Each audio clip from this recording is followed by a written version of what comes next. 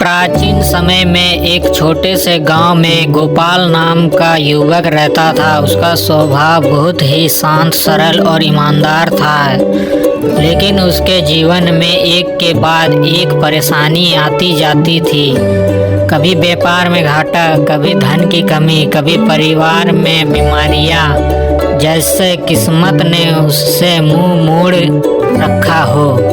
गांव वाले भी कहते, गोपाल कितना अच्छा है, पर इसकी किस्मत तो जैसे सोई पड़ी है। गोपाल रोज सुबह भगवान की पूजा करता था, लेकिन मन ही मन दुखी रहता।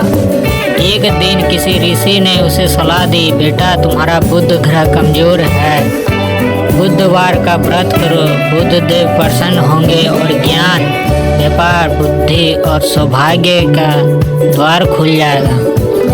गोपाल ने उसी दिन निश्चय कर लिया कि वह हर बुधवार व्रत करेगा और पूरी श्रद्धा से बुध देव की पूजा करेगा। अगले बुधवार से उसने व्रत शुरू किया। सुबह स्नान कर हरे वस्त्र पहनकर मंदिर गया, हरी मूंग और मीठा प्रसाद आपूर्ति किया। गोपाल का मन जैसे हल्का हो गया।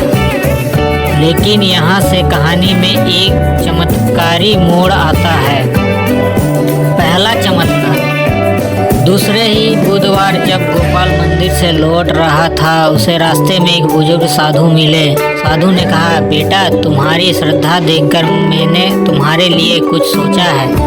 यह लो हरे रेशम की यह छोटी पोटली, इसे अपने घर के पूजा स्थान पर रख देना, बुध देव तुम्हारी रक्षा करेगा। गोपाल ने आदर से पोटली ले ली और घर में रख दी। पोटली रखने के कुछ दिन बाद ही उसके छोटे व्यापार में अचानक उन्नति होने लगी। जो व्यापार महीनों से घाटे में था, उसमें मुनाफा बढ़ने लगा, ग्राहक भी बढ़ने लगे। दूसरा चमत्कार।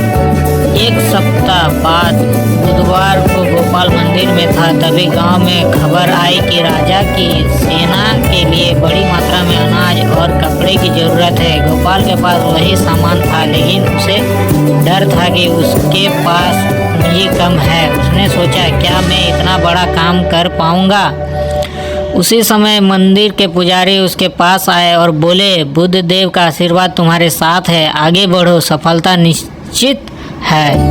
गोपाल ने साहस जुटाया और राजा के दीवान से मिलने चला गया। दीवान ने गोपाल का ईमानदार स्वभाव पहले से सुना था। जब गोपाल ने कीमत बताई तो दीवान ने तुरंत सौदा पक्का कर दिया। गोपाल को पहली बार इतना बड़ा अवसर मिला और वह सफल हुआ। तीसरा चमत्कार। अब गोपाल की किस्मत बदल चुकी थी, लेकिन असली परीक्षा अभी बाकी थी। एक रात गांव में भीषण तूफान आया, कई घर गिर गए और लोग परेशान हो गए। गोपाल ने बिना देर किए अपने गोदाम का दरवाजा खोल दिया और सबको अनाज और कपड़े बांटने लगे। लोग दुआएं देने लगे।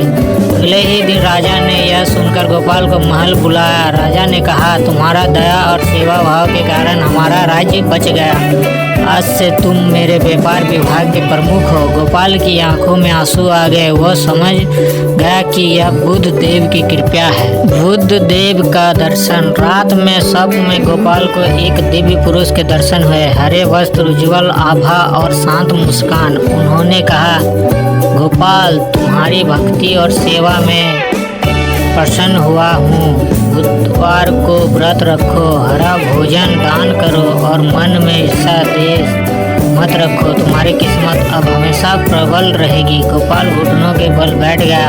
हे देव, आपने मेरा जीवन बदल दिया। उस दिन से गोपाल हमेशा बुधवार का व्रत करता रहा और लोगों की मदद करता रहा। गांव में उसे बुध देव का प्रिय कहा जाने लगा। इस कथा का संदेश, बुध ग्रह बुद्धि, व्यापार, वाणी और सौभाग्य का स्वामी है। बुधवार का व्रत करने से जीवन में रुकावट दूर होती है।